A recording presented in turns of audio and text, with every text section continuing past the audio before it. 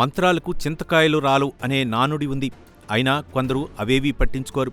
ఏదైనా సమస్య వచ్చిందంటే చాలు తాంత్రికుల చుట్టూ తిరుగుతూ ఉంటారు.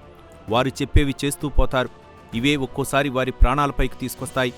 ఇలాంటి ఓ అమానుష్య ఘటన ఉత్తరప్రదేశ్లోని అజంగఢ్ జిల్లాలో చోటు చేసుకుంది. దెయ్యం పట్టిందని దాన్ని వదిలించే క్రమంలో తాంత్రికుడు చేష్టలకు ఓ మహిళ తన ప్రాణాలను కోల్పోయింది.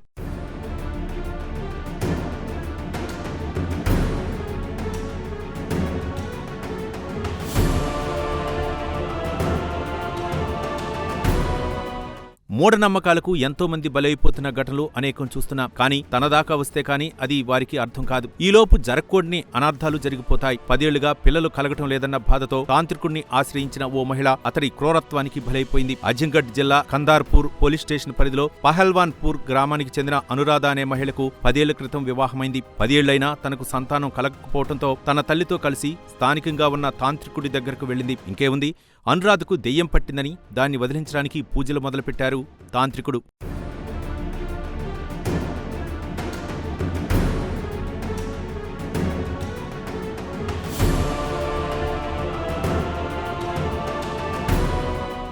పిల్లలు కలగలేదన్న ఆవేదనతో తను వెళ్తే దెయ్యం పట్టిందని తాంత్రికుడు చందు, అతని అనుచరులు జుట్టు పట్టుకుని కొట్టడం మొదలుపెట్టారు. అంతటితో ఆకుండా తమకు తోచిన వికృత శాస్త్రాలన్నీ చేశారు. మురికి కాలువ నీరు, టాయిలెట్లోని నీటిని బలవంతంగా తాగించారు. ఆపై గొంతు నిలిపారు. అడ్డుకోపోయిన తల్లిని పట్టించుకోలేదు. తాంత్రికుడు చేసిన పనులకు అనురాధ ఆరోగ్యం విషమించడంతో అతడి బృందం ఆమెను ఆస్పత్రికి తరలించారు. కొద్దిసేపటికే అనురాధ మరణించినట్లు వైద్యులు చెప్పడంతో నిందితులు పరారయ్యారు.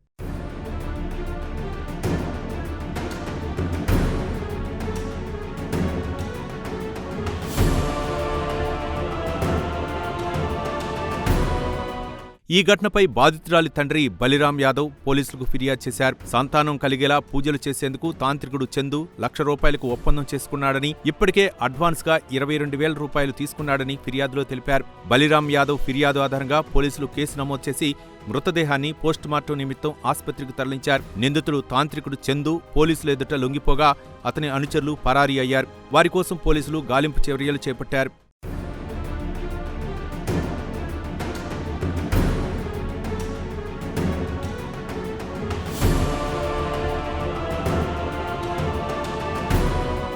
చందు తన ఇంట్లో చిన్న చిన్న గుడులు, గంటలు, విగ్రహాలు ఏర్పాటు చేసి ప్రజల్ని ఆకర్షిస్తూ ఇలాంటి పూజలు చేస్తుంటాడని స్థానికులు చెబుతున్నారు. ఈ ఘటన స్థానికంగా కలకలం రేపింది.